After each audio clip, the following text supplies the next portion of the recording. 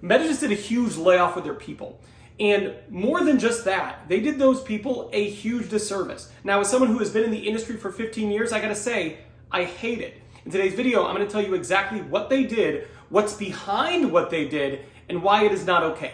Let's go. Now, first things first, a memo came out in January that Meta needed to cut about 5,000 people on their team. What they're looking to do is a strategic shift. They're letting go of some people and they want to accelerate machine learning. They want to invest heavily, billions and billions of dollars into AI. It's a strategic pivot that is probably very necessary, but the way they've gone about it is not okay.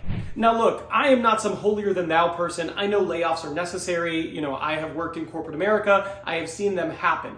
What I really have an issue though with is the way they've gone about it. So Meta is really public about stating that they are prioritizing removing low performers. They're going to remove 5,000 low performers. They're going to purge their workforce of 5,000 low performers. And they've been very public about saying low performers. Now, this is where I take issue with it. I can tell you as someone who is recruited for a Fortune 500 company that when you get a candidate and they have Facebook, Meta, Google, Amazon, Apple, right? They have one of these marquee employers on their resume.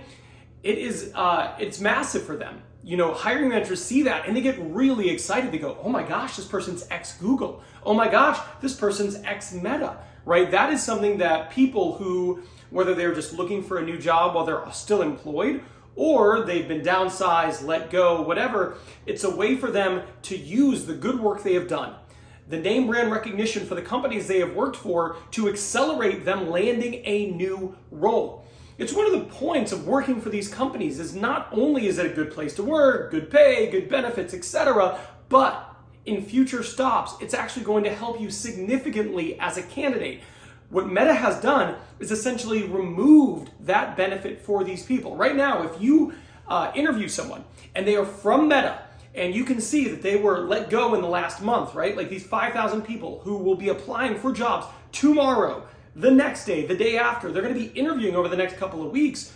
These companies are going to look at them and go, oh, well, this is a bottom performer. This is a low performer. Sure, they're from Meta, but they're not a good employee. So what Meta has essentially done is taken people who have spent years working for the organization and removed one of the benefits of actually having worked for that company. They've stripped away that benefit, and to me, it's a massive disservice for their people.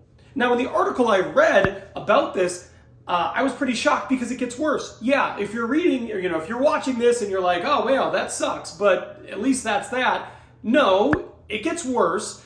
A lot of these employees who were let go are shocked because they have received good to positive reviews in their most recent reviews. When they look at Q4 and their mid-year reviews, a lot of them got meets expectations or even exceeds expectation. Imagine you're working for Meta.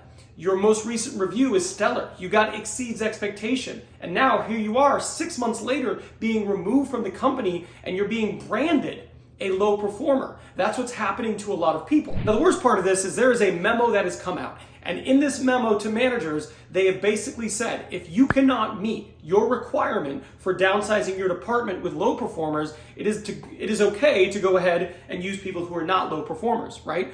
So they said very loudly, very publicly, we're going to let go low performers. What they didn't say is that some of the people being let go are not low performers at all, just the departments they were in didn't have enough low performers to meet the requirements placed on the managers to downsize their departments. So these people who are not low performers, but were just part of a group of people who were let go because they needed to meet a certain threshold, a certain number, now have that low performer branded on them as they go and they try to interview, get a new job, provide for their families, etc.